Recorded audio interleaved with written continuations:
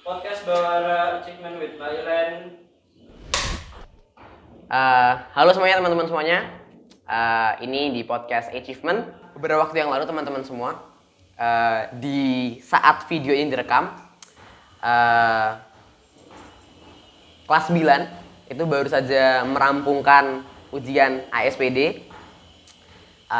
Dan kebetulan bintang tamu kita pada pagi hari ini itu adalah kelas 9 angkatan Bawara 60. Mbak Ilen semuanya.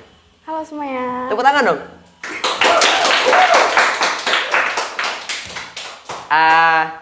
Selamat pagi Mbak Ilen. Pagi, Wida. Thank you waktunya udah mau datang Ya, menyempatkan my di ruang OSIS yang humble ini. Iya. Teman-teman semua, buat yang belum tahu Mbak Ilen itu siapa, mungkin Mbak Ilen memperkenalkan diri. Halo Siapa? semuanya, nama aku Sailan Tanama, jadi aku adalah anak kelas 9A dan aku memiliki bidang prestasi di bidang dance sport. Mbak Ilan ini adalah salah satu kakak kelas saya, kakak kelas aku yang namanya lumayan mentereng karena sering diajak Bu Tina ketika apa namanya? Ada acara-acara. Kalau flash ada mob. acara flash mob, sering diajak flash mob Ya. bareng Mbak Kania, Mbak Jasmine dan teman-teman semua. Nah, Mbak Kania ini salah satu yang paling mencolok karena prestasinya itu lebih dari cukup kalau bisa dibilang. Mungkin kita akan bacain beberapa prestasinya Mbak Ilan ya. Oke. Coba kita akan baca. Juara 2 Manila Open 2023 Latin Grade C. Juara 2 Porda DIY 2022. Juara 1 Kejurda DIY 2021 FFA Rumba. Juara 1 Kejurda DIY 2021 FFA Caca. Juara 1 Kejurda DIY 2021 FFA Samba. Juara 6 Cebu Open Online Dance Sport Championship 2021 Couple Youth Latin. Dan ini kalau saya baca semua listnya, episode ini lebih dari cukup lah panjangnya. Sebelum masuk ke list prestasinya Mbak Ilen tadi, mungkin Mbak Ilen bisa ngenalin dulu Mbak Ilen ini di bidang, specifically di bidang apa berprestasinya atau passionnya gitu. Oke. Jadi bidang yang aku tekuni adalah bidang dance sport. Jadi dance sport itu adalah salah satu, kalau di Indonesia ya, itu salah satu cabang olahraga. Nah, dance sport ini tuh gampangnya menari ya, dance, tapi juga ada sedikit olahraganya namanya dance sport, ya kan, dansa olahraga. Nah, terus dance sport ini juga ada sedikit campuran seni-seninya mungkin. Jadi dance sport adalah salah satu cabang olahraga yang juga ada taburan-taburan seninya dikit gitu. So, itu campuran antara aspek olahraga dan juga aspek seni jadi satu gitu ya. Mbak Ilen pertama kali suka dance sport dan nari dan yang sejenisnya itu di umur berapa? Sebenarnya nih ya, kalau nari-nari gitu, itu tuh aku sudah dari playgroup, jadi sebelum TK. Nah, itu tuh kalau yang berhubungan sama nari-nari, ya pokoknya berhubungan sama nari, itu tuh aku bener-bener dari kecil, emang dari kecil tuh suka nari. Jadi kalau misal ada acara, apa ya, kayak senam atau tari tradisional gitu-gitu, atau ada pentas seni tari apa gitu, aku tuh pasti ikut. Dan itu dari playgroup. Nah, terus habis itu meranjak ke TK, ke SD, terus sampai sekarang. Nah, kalau aku masuk dansa sendiri, itu aku dari kelas 2. Oh, Gitu. 2 SD? 2 SD. Jadi itu ceritanya gini, pada suatu hari ada acara open house di sekolahku, acara pentas-pentas gitulah. Nah, terus ada kakak kelas yang dia tuh bisa dansa. Oke. Nah, terus akhirnya dia show, terus aku ngeliat kayak, iya, bagus banget, aku pengen bisa kayak kakaknya itu. Nah, terus habis itu aku pulang, aku cerita ke bundaku, Bun, Ilan pengen bisa kayak kakaknya tadi yang nari, gitu. Dan kebetulan banget ternyata bundaku itu dulu pernah ikut dance sport juga. Nah, makanya terus aku didaftarin ke salah satu klub dance sport yang ada waktu itu, gitu. Pertama kali ngenal pertama tari baru dansa dulu ya. Iya. Apa sih yang bikin tari suka deh? Apa ya? Kan itu aku dari kecil ya, mungkin karena Banyak gerak gitu ya mungkin buat iya, anak-anak. aku cicilan kan, kayak bisa diem. Jadi kalau misalnya gerak itu, aku suka gerak. Kalau pas kecil kan karena wah ini banyak geraknya aku suka nih. Dalam perjalanan menuju remaja sekarang ada nggak mungkin alasan yang di tengah-tengah itu kayak snap, oh mungkin gara-gara ini aku dulu suka, atau oh karena ini aku suka sekarang, apa mungkin motivasi? Aduh, apa ya? Sebenarnya nggak ada, tapi dansa, nari itu biasanya dengan kalau mulai sebenarnya kalau dari kecil tuh mungkin belum nyadar ya. Jadi kalau perjalanan tengah-tengah sampai sekarang gitu, kadang-kadang dengan menari atau dansa aku tuh bisa menuangkan emosiku ke situ. Jadi bisa sebagai pelampiasan lah. Jadi dan gak hanya itu, dari dansa ini aku juga mendapatkan banyak prestasi. Aku dapat tambah nilai juga, puji Tuhan. Jadi itu tuh emang sangat membantu dan aku suka karena dapat bantuan dari dansa gitu. Tadi sempat nge-mention setelah di playgroup kenal dengan tari, kemudian di kelas 2 SD kenal dengan dansa, kemudian masuk ke klub. Tentu nama klubnya nggak boleh disebut ya. Di klub ini dapat apa sih? Apa menurut Mbak Ilan apa bedanya antara seorang dancer sport gitu yang dia ikut klub sama yang dia nggak ikut klub? Apa kelebihan kalau ikut klubnya? Kalau ikut klub itu yang jelas yang pertama lebih cepat dapat informasi. Kalau memang ada lomba atau memang ada apa gitu lebih cepat dapatnya kan, karena nggak perlu nyari-nyari sendiri gitu. Jadi lebih dapat infonya lebih cepat masuk. Yang kedua adalah support sistemnya.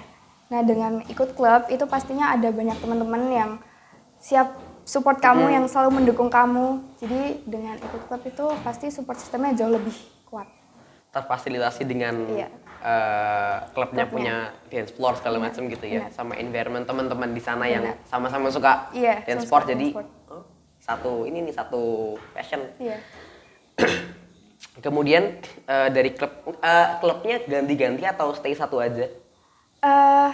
Jadi kalau lingkungannya sebenarnya orang-orangnya itu tuh sama. Cuman klubnya tuh terkadang ganti-ganti. Tapi kalau lingkungannya tuh sebenarnya orangnya ya itu aja, tapi kalau klubnya tuh bisa ganti-ganti. Gitu. Kalau aku gitu ya. Tadi sempat mention Bunda yang masukin ke klub, apakah siapa aja sih orang-orang yang sangat influential dalam proses Mbak Ilan menuju ke masa sekarang gitu? Kalau orang-orang yang paling mendukung ke aku itu yang jelas yang pertama bundaku. Karena bundaku itu udah yang selalu support dari awal sampai sekarang ini, yang support aku financially dan mentally itu bunda, yang selalu nganter jemput aku latihan itu bunda.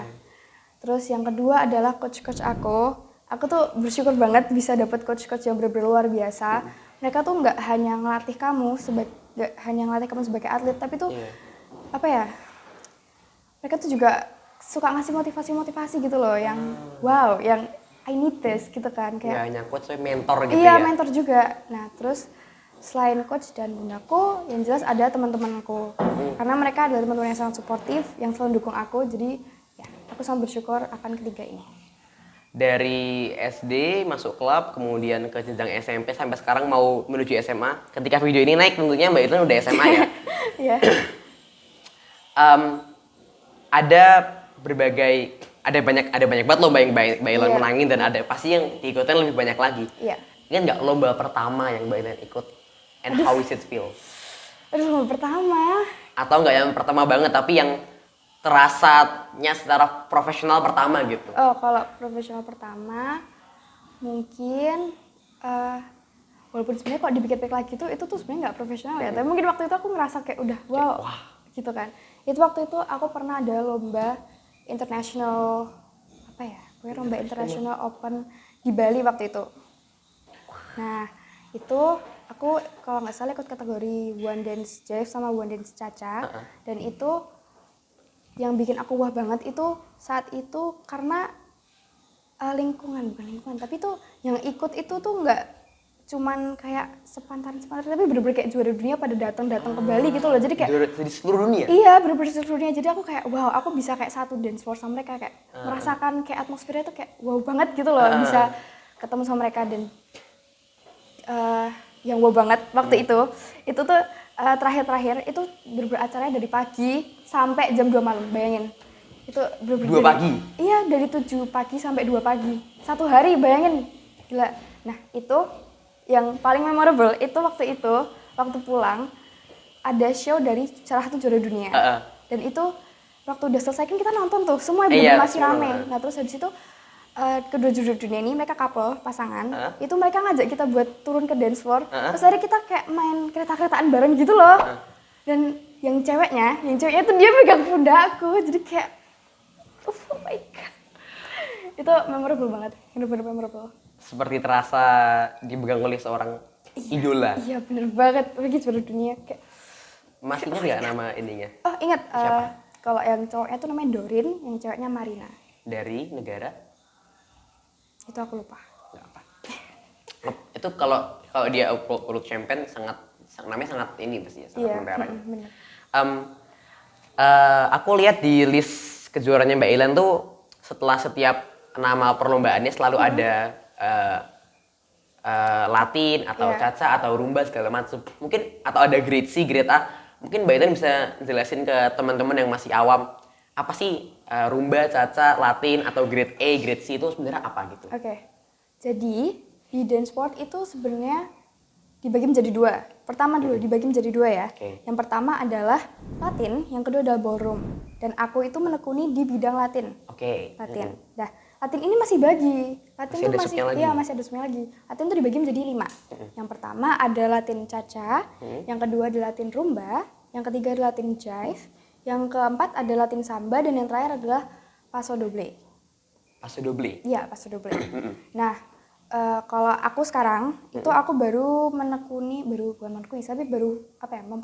baru latihan sampai 4 dansa. Kalau yang Paso Doble ini aku belum dapat, masih belum. Nah, kalau perbedaannya, jadi perbedaannya sebenarnya kalau misal aku jelasin secara langsung itu tuh kurang jelas perbedaannya. Tapi kalau misalnya kalian udah tahu kayak dengerin musiknya dan ngeliat nonton langsung dansanya, mungkin kalian bakal tahu.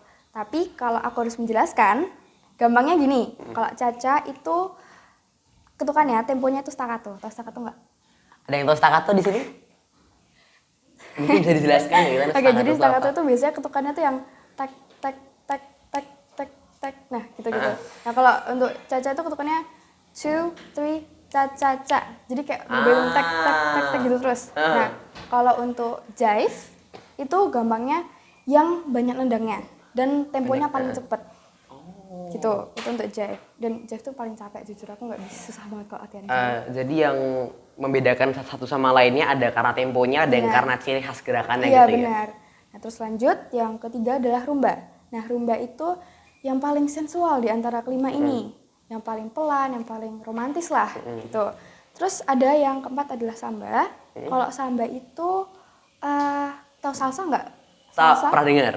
Nah, mirip-mirip sama salsa, tapi beda ya. Tapi mirip-mirip sama salsa dan ketukannya juga cepat.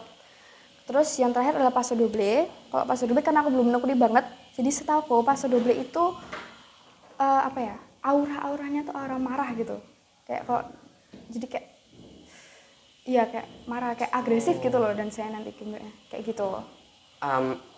Masing-masing sub-sub ini mereka ada origin akar dari negara mana misalnya, atau dari asal mana? Ada.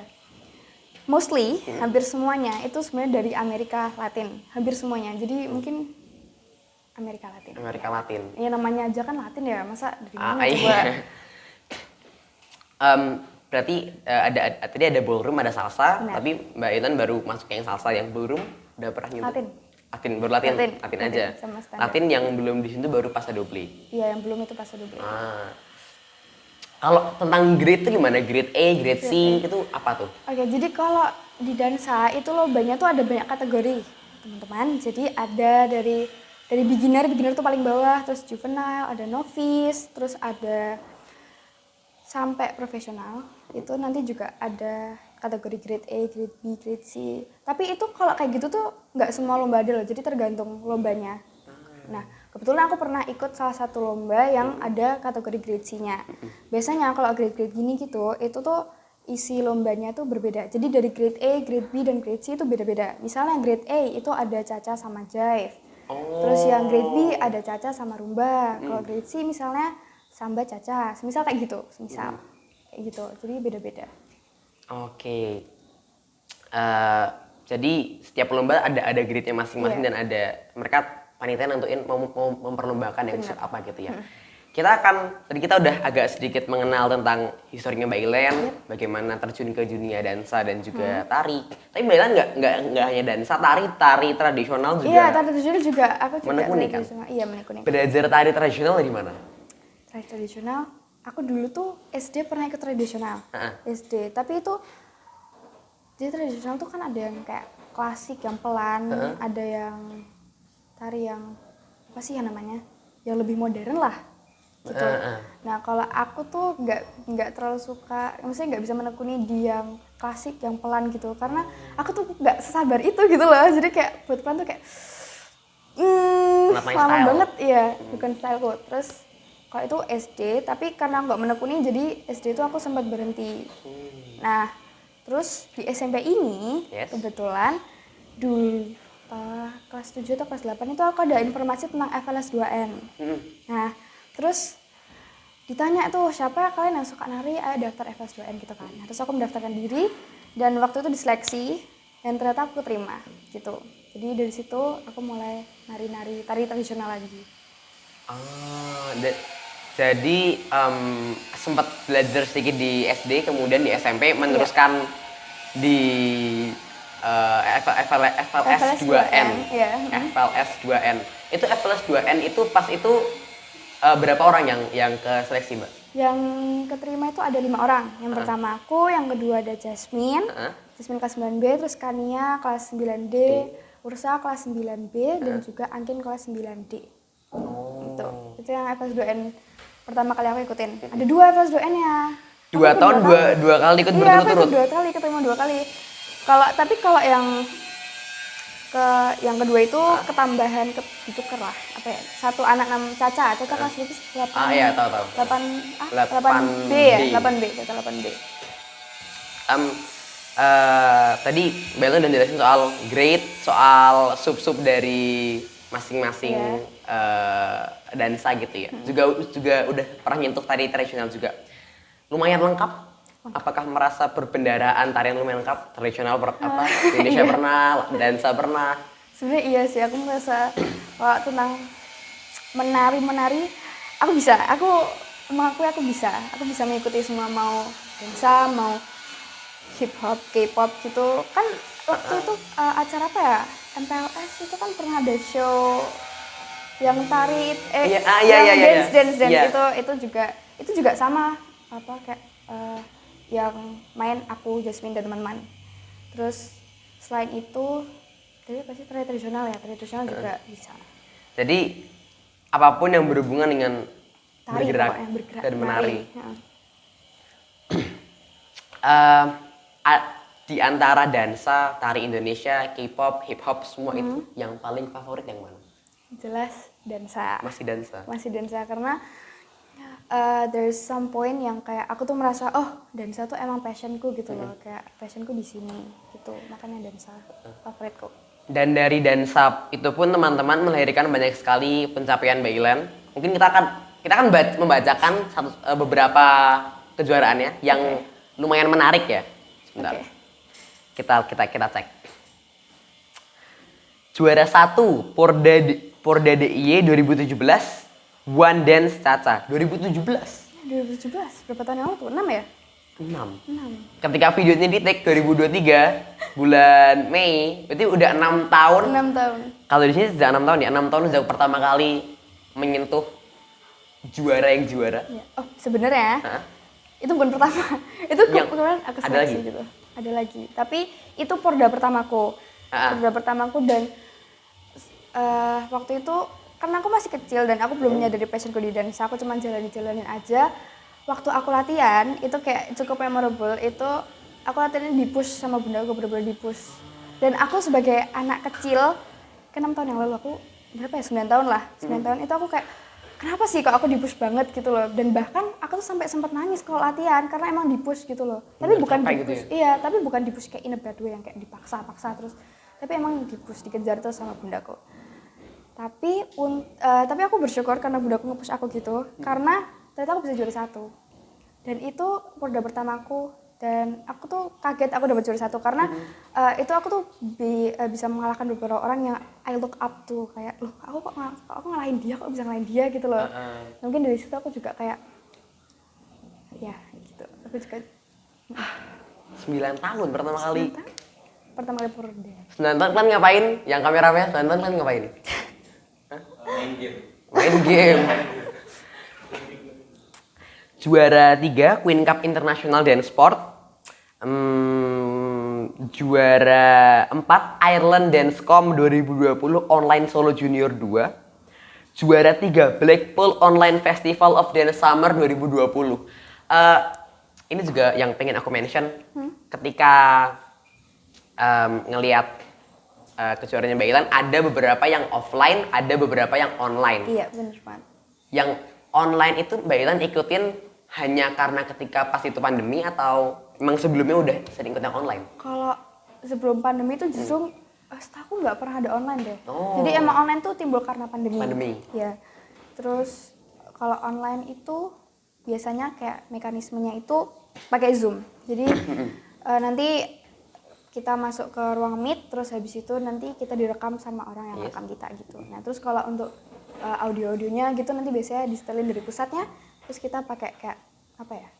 Dipakai alat-alat kita sendiri lah gitu. Mbak Ilan ada ini nggak, apa kalau misal online gitu ada special ruangannya enaknya di sini nih, atau biasanya kalau online di sini nih, mungkin ada tempat yang spesial gitu? Kalau online aku fleksibel, aku benar-benar fleksibel. Aku pernah di klubku, aku pernah di kantornya bundaku, jadi benar-benar emang fleksibel. Jadi kayak itu enaknya online tuh fleksibel tempatnya. Yang penting luas. Iya, yang penting luas dan kamu nyaman di situ dan lantainya nggak licin, situ paling penting. Oke. Gitu. Karena Mbak Ilan udah pernah ngerasain online ataupun offline, udah pernah juara pun di dua-duanya. Iya. Apa sih plus minusnya yang di offline dan plus minusnya di online yang Oke. menurut Mbak Ilan? Kalau kita mulai dari online dulu ya. Kalau online tuh jelas tadi yang udah aku singgung, plusnya fleksibel tempatnya. Fleksibel. Iya, tapi minusnya itu bisa kendala koneksinya. Mungkin tiba-tiba koneksi jelek, terus suaranya kepotong, atau mungkin kameranya mati tiba-tiba. Itu trouble-nya. Terus kalau online itu vibes-nya, atmosfernya lomba tuh nggak dapet. Berbeda banget, nggak seseru offline sih kalau online tuh. Nah tapi kalau online itu jujur aku nggak menemukan minus di offline, sorry, aku nggak menemukan minus di offline karena ya emang udah offline gitu dari dulu, jadi kayak nggak ada minusnya. Roots-nya. Iya, emang roots-nya tuh udah offline. Terus habis itu kalau semisal offline itu atmosfernya lebih dapet. Bener-bener kalau offline itu bener-bener kalau misalnya lomba nanti bener-bener banyak banget yang teriak-teriak. Misalnya kan kita pakai nomor punggung di belakang punggung kita kan, nanti pada teriak-teriak kayak 31, berapa 15 gitu-gitu, pada kayak gitu. Kalau open buat ada yang nonton. Iya, Dan itu yang nonton kan bisa antara kerabat atau teman dari ininya pesertanya. Jadi bisa ada apa sih namanya? Kayak chanting gitu ya. Iya, bisa. Serunya kalau offline tuh kayak gitu, bisa pada teriak-teriak nomor, kalau nggak nama kalian gitu kayak Ilan, Weda, pada kayak gitu. Kayak gitu, emang seru sih kalau offline. Atmosfernya keras ya. Aku lihat beberapa ini kalau yang online Mbak Ilan ada yang di luar Indonesia, ada di Blackpool, Inggris, ada Ireland, ada macam-macam. Apakah salah satu plusnya online adalah kita bisa mengikuti lomba yang jauh dari kita asal? Bener. Itu juga kalau misalnya online kita nggak perlu transportasi ke sana gitu kan. Akomodasi. Contohnya yang Blackpool itu. Blackpool itu kalau misalnya offline aku nggak mungkin ikut karena itu bener-bener yang kelas atas banget. Blackpool tuh top of the top. Top banget, itu salah satu dari top-topnya lomba-lomba gitu kan. Nah terus Blackpool itu aku bersyukur banget kemarin aku bisa ikut Blackpool walaupun online karena aku bisa merasakan melawan murid-muridnya juara dunia dan bener-bener lawannya tuh dari luar negeri yang kayak Amerika, Europe gitu-gitu. Jadi emang Itu bener-bener the whole world itu. Iya bener. Soalnya kalau offline emang bener-bener itu top banget. Tapi untungnya juga ada yang online kan, makanya aku bisa ngerasakan walaupun online gitu.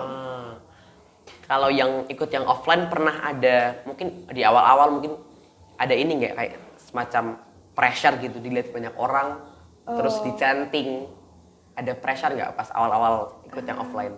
Kalau dulu awal-awal kayaknya enggak ya. Kalau pressure banget mungkin kayak deg-degan dikit ya. Nanti takut, aduh nanti kalau kepleset gimana? Nanti kalau lupa gerakan gimana? Iya. Tapi kalau yang bener pressure banget bikin aku panik gitu enggak. Untungnya aku tuh cukup pede. Jadi itu sangat membantu.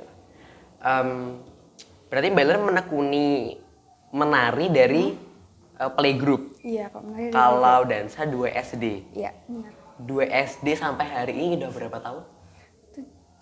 Berapa ya? 2 SD 7-8 tahun. 7-8 tahun. Selama 7-8 tahun tanda kutip berkarir di sini, apa struggle yang paling sering ditemui ketika berdansa menari? Kalau struggle yang paling aku sering temuin tuh sebenarnya dari aku sendiri ya.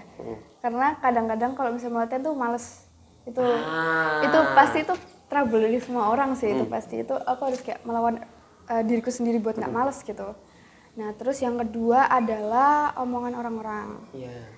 Kadang-kadang tuh ada orang yang kalau ngomong tuh bikin gitu ya kan.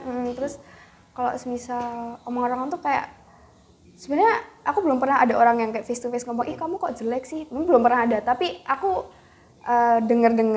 sering denger, oh tadi tuh katanya si ini tuh ngomongin kamu, katanya kok gerakanmu gini-gini sih, kok Dari kamu mulut ke gini-gini. mulut. Iya, dari mulut ke mulut gitu. Dan kadang-kadang hal seperti itu bikin kita insecure gitu kan, bikin kita jadi agak nggak pede gitu. Makanya itu salah satu struggle dalam menempuh. Jadi memang dari diri sendiri kadang emang kalau ada rasa malas Iya. itu, karena kalau karena kan tadi di dance sport kan ada dance sama sport. Iya. Sport kan Olahraga. yang olahraga gitu. Iya. Kalau nggak dipraktis emang susah ya, Iya, susah. nggak dapet feel, nggak dapet rasanya. Iya, emang. Biasanya kalau sebuah sport gitu kan olahraga, biasanya tuh atletnya menjelang perlombaan tertentu ada hal spesial yang dia persiapkan. Entah dia menjaga pola makan, jaga waktu tidur segala macam. Mbak Ilan ada mungkin? Aku nggak ada. Tapi mungkin kalau untuk orang lain tuh ada ya. Karena mungkin ada beberapa orang yang kayak, oh aku harus pantang ini dulu sebelum lomba biar nggak kenapa-napa. Kalau aku sebatas nggak minum es doang sih biasanya, biar nggak Panas. ya, biar nggak sakit lah besoknya. Biar ininya tetap prima ya. Biar kita Mbak Ilan mungkin pernah dengar dari temannya Mbak Ilan atau dancer lain yang pantangannya paling ekstrim. apa ya? Kayaknya nggak ada deh. Nggak Kalau ada. yang ekstrim gitu, bang sebatas nggak makan apa gitu-gitu. Cuma gitu Menjaga doang. pola makan lah ya. Iya, menjaga pola makan dong. Kita balik ke perlombaan yang tadi. Oke. Aku akan nyebutin 3 aja. 3 dari perlombaan ini. Mbak Ilan mungkin berceritain sedikit perlombaan itu gimana. Oke. Juara semua ini Pak. Juara 1 Kejurda DIY 2021 FFA Caca. Itu lombanya gimana? Tentang apa? Kejurda itu tahun kapan ya? 2021. Aduh, aku udah lupa nih. Aduh. Yang- Tapi kalau Kejurda itu kan antar daerah. Antar provinsi Antar atau provinsi. Enggak, daerah. kabupaten kota? Kabupaten, iya. Enggak, kalau kabupaten tuh Kejurkap. Daerah apa ya? Terus kalau Berarti- provinsi Porda soalnya. Atau kayaknya Kejurda itu provinsi deh. I'm sorry. Ini yang menang.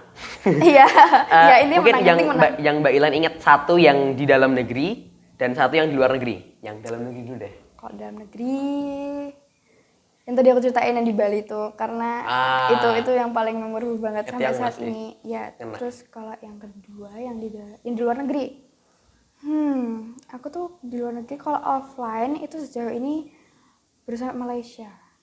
Iya kayaknya Malaysia. Tahun berapa yang di Malaysia ini?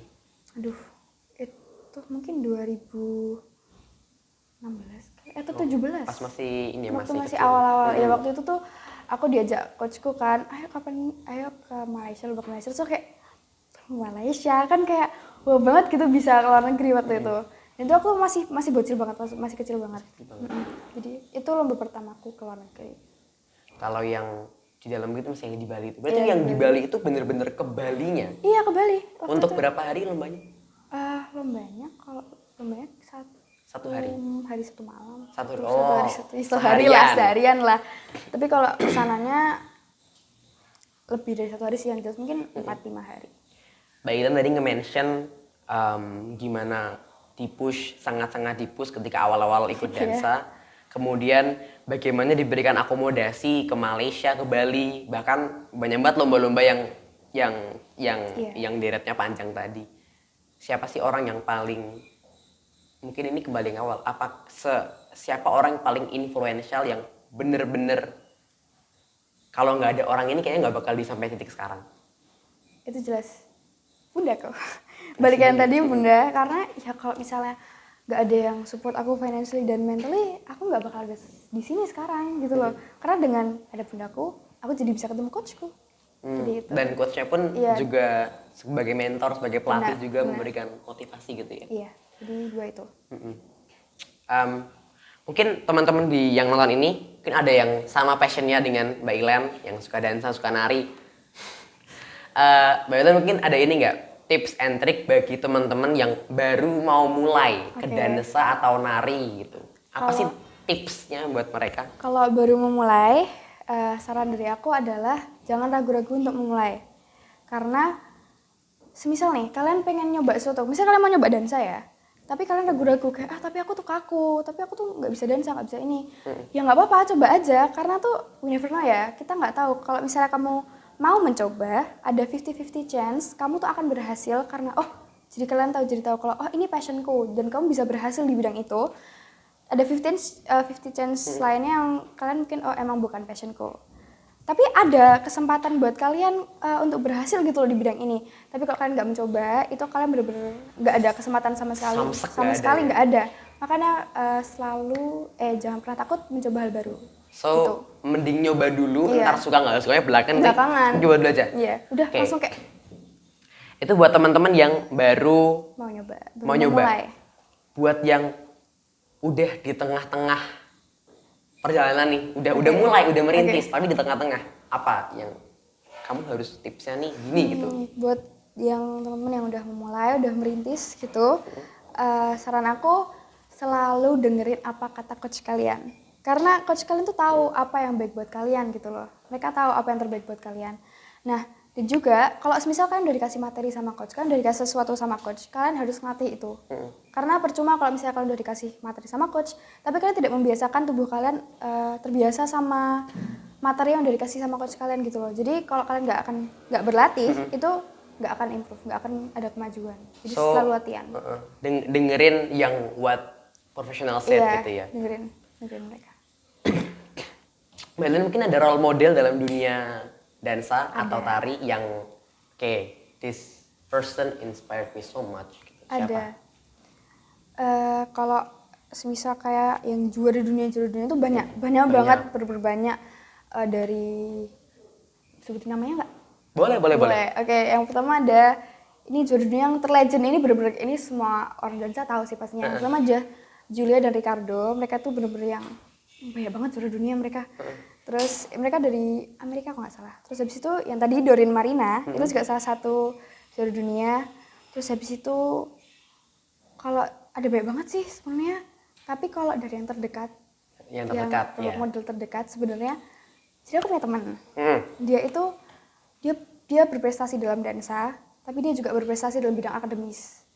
Dan aku tuh benar-benar terinspirasi banget sama dia gitu loh, karena dia tuh walaupun sibuk sekolah, tapi dia tuh tetap latihan terus sampai malam. Jadi benar-benar aku tuh terinspirasi banget sama dia gitu. Jadi dia bisa ngebalance. Iya, ngebalance antara gitu latihan, ya? Bisa membagi waktu. Iya, membagi waktu. Mbak Ilan sebagai seorang, mungkin ini kalau masih anak-anak, masih SD, terutama kalau masih pemula mungkin nggak gitu mikirin latihan dan juga waktu belajar segala macam. Ketika udah di SMP 8, salah satu SMP top di Jogja gitu kan. Bener. Dengan banyaknya lomba tadi, gimana bagi waktunya? Sebenarnya kalau aku nggak terlalu susah karena kemarin tuh online ya. Kalau yang aku 1,5 tahun online. Jadi kalau online tuh aku nggak terus membagi waktu karena banyak waktu luang. Tapi menjelang ASPD ini, nah itu mulai susah bagi waktu karena aku udah padat sama les, tapi juga aku harus latihan karena ada sesuatu yang harus aku kejar gitu kan. Nah kalau itu biasanya kalau belajar ini kayak let's be real aja ya. Kalau belajar sama les tuh nggak mungkin seharian penuh kan. Nah jadi di sela-sela misalnya ada waktu sore, malam biasanya malam habis les atau sebelum les, aku tetap meluangkan waktu untuk latihan karena aku memang memiliki sesuatu untuk dikejar gitu. So, setiap ada Waktu luang. kesempatan buat latihan Iya, gitu ya? latihan. Bener. Bener-bener sepadat itu? Iya, padat. Iya, emang. Oh, terus juga kalau semisal tentang bagi waktu gitu kan.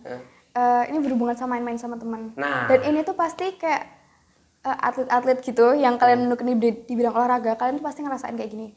Kalian tuh harus nge-cancel banyak jadwal main sama teman demi latihan.